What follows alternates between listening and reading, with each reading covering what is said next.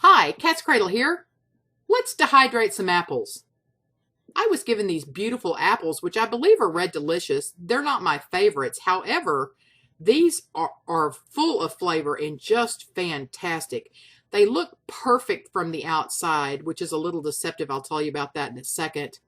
But since I'm not sure how they were grown, and since apples are the most sprayed fruit in the country, sometimes sprayed up as many times as 26 in one season with pesticides, fungicides, insecticides, that kind of thing, I want to get the peel off. I don't know how they were grown, and so I have to consider it unsafe. I did find, and you'll see when I peel them for you on camera in just a minute, that underneath the skin are some little tiny bug bites, which is very promising to me. Actually, I like that better than not having bug bites because that indicates to me that they probably were not sprayed. These apples are huge and they are delicious. So let's go ahead and get started, and I'll show you how to go about it. This is very simple. I'll show you in another video how to peel them with an apple peeler, but lots of you have expressed to me that you don't have that piece of equipment. So I just want to show you how to do it without it. Here's kind of my setup. I have a bowl of acid water up there on the left. I'll show you how to do that, or tell you how to do that. My bowl of apples. I have my dehydrator trays ready on the right hand side, and then my cutting board where you can see I've already got a lot of the apples done before I thought to make this video. Here's the equipment I use. I use a melon baller. That's what's on the left. It's not necessary, but it's very helpful. I use this good Farberware peeler that's in the middle. It cost about $2.97. It's readily available. It's the best peeler I've ever owned. Then a very good paring knife on the right. I recommend you get one if you don't have it. I wait until Bed Bath & Beyond runs that 40% off coupon, and then I went and got this peeler. I think I paid about $25 for it. Well, not quite, because you minus the 40%. But anyway, I've had it for several years. It's very good. So here's how I start. I peel the top of the apple, and then I peel the bottom of the apple. The main reason I do that is because this peeler is very sharp, and I have cut my finger many times. So being able to have that area cleared away and have a safe place to hide my thumb and my middle finger while I peel the rest of the apple is a smart thing to do. It just also makes it very efficient. So now all I have to do is go around peeling strips off of the apple. And you'll see after I get the peel off, there are still many blemishes on the apple, but I will take those off as I go up and clean up on the second peeling. You'll see over there on the right that I've added a little compost bucket over there to put my peels in because I found my cutting board stacking up pretty fast. So I'll go ahead and get the rest off. And then I kind of size it up. I look at it. I see a few little shallow bruises. And like I said, I wish I'd have brought this apple closer to the camera, because on the bottom of the apple there were lots of little teeny tiny superficial bug bites.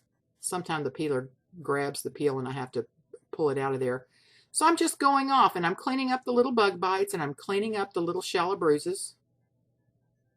You can see those right there on the shoulders of the apple. Doesn't take very long at all, and this peeler just works so quickly and allows me great control. Yep, there's one more little bruise and a little piece of skin.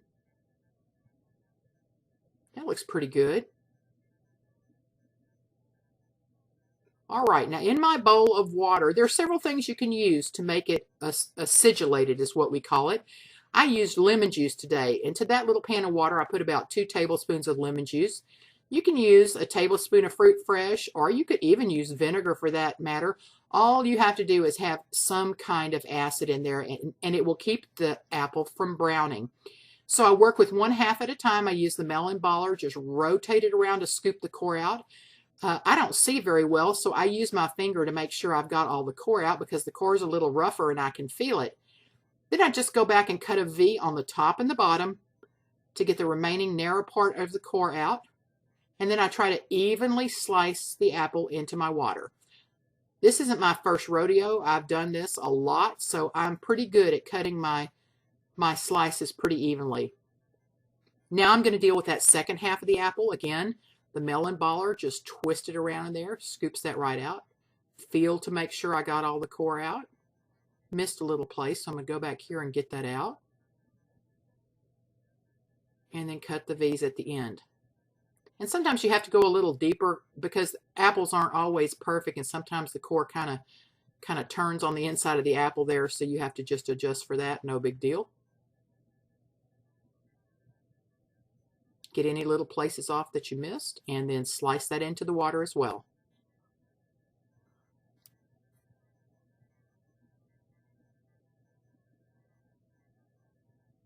Boom, one apple done. Get started on the second one. We'll get prepared to move the camera over there, and you can see me just doing the same thing I did to the first one. Come on, A, move that camera. There you go.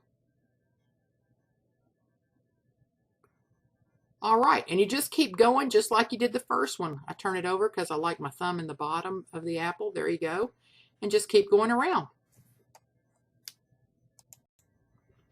All right, so when I get a bowl full of apples, I just make sure that they have all been submerged and that all the surfaces have come in contact with the acid water, because I want as little browning as I can.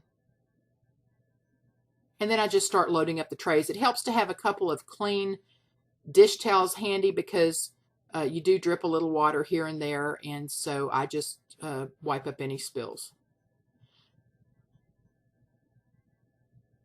It's kind of like putting together a puzzle to load the dehydrator tray, and this is one of the reasons I actually like the slices better than the rings that you get when you use the apple peeler. Of course, you can make slices too with those, but I just think you can get so much more on the tray here. See, because even the center holes of the apples I can fill up with other pieces of apple here. Just grab another handful, kind of drain it as best you can, put it on the tray, and if you hold the tray over the water, the drips will go right in. I'm just trying to hold this where you can see it really well. As soon as I get 4 trays loaded, I go ahead and begin dehydrating. I don't wait until I get them all filled because, oh, see this one here? It's a little thick. I sliced it a little thick, and I don't want it to cause the next tray that sits on top to ride up. So I just throw that back in the water because I created a new raw surface there that hadn't been treated with the acid. So here we go, just working the puzzle, trying to get as many in there as I can. What I was saying is, as soon as I get 4 trays ready, I begin dehydrating them. And then as I get more trays ready, I just go stack them on the dehydrator because I don't want these sitting out for very long. The longer they sit out, the more chance you have of them getting brown. Here, I'm just trying to figure out how to get one last piece in here. If I turn a few things. And normally I wouldn't bother, except I was afraid I wasn't going to have enough trays. So I wanted to absolutely maximize my space. And that's how it looks, kind of like a beautiful chrysanthemum. There you go. First tray ready. Now I'm going to show you how to take the core out. If you don't have a melon baller, you can just do it with a paring knife. Go get any little piece. Yeah, I'm trying to feel the core. Got it all out. I'm going to take the little V out. I'm going to show it to you one more time. The secret is to put the point of the knife, put your thumb very close down to the point of the knife, plunge it in. Be sure to go deep enough there. Twist around. Your thumb will keep your knife from going too deep into the apple. That's how you control it. There you go. See, it just goes almost as quickly as the melon baller. Just doesn't look quite as pretty. Slice it up just like you would and put it into the water. Here's another batch. Look how pretty those apples are. They weren't so pretty when I first started peeling them, but with that peeler I can just get all the blemishes off, and they just look so nice. And look how white they are on the tray. That's what you want. Now here they are after they've dried overnight. I came back the next morning. Actually, they were pretty dry by the time I went to bed, so I turned the temperature way down. I like to dry them at 130, between 125 and 135 degrees. I actually turned these down to about 150 when I went to bed because they were almost dry. Prepared took some really good shots here. There they are. I've taken them off the dehydrator and they're in a bowl cooling. I don't put them in jars or bags until they're cool. There they are, beautiful dried apples. Now, you know they're done when you can bend them over and they don't snap, but they do slightly crack. Can you see the crack there on the edge? And that's all they did. They're just slightly flexible, but you do not test that until they're absolutely cool. Again, do not test them until they're completely cool, or you will not get an accurate reading on if they're dry enough. If you bend them and they do not snap, but they crack like this, you can be certain that they're dry enough inside. And you certainly do not want to begin putting them in your jars. Here's some that I vacuum sealed in a jar. You just stack them up, and that's a lot of apples in there.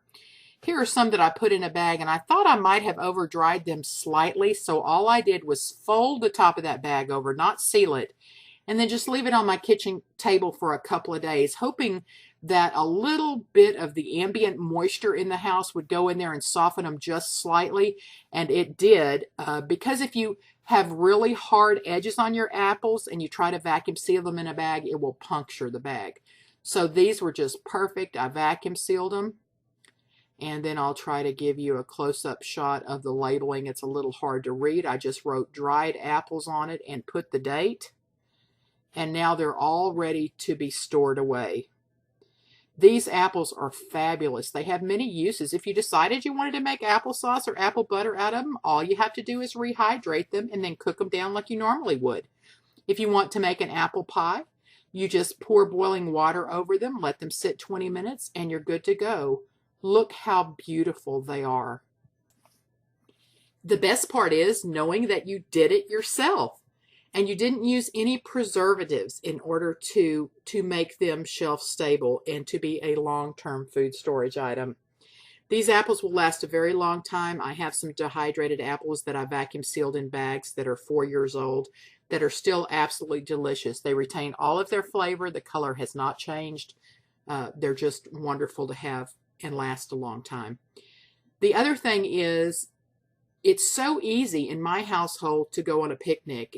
If Prepper A says she wants to take a picnic, it's so easy just to go grab things off the shelf. I don't have to stop and make sandwiches, and I don't have to stop and get a cooler. All I have to do, I go grab a bag of dehydrated apples. I grab some dehydrated or freeze-dried green beans, or a bag of jerky, and get us some water or something to drink, and off we go.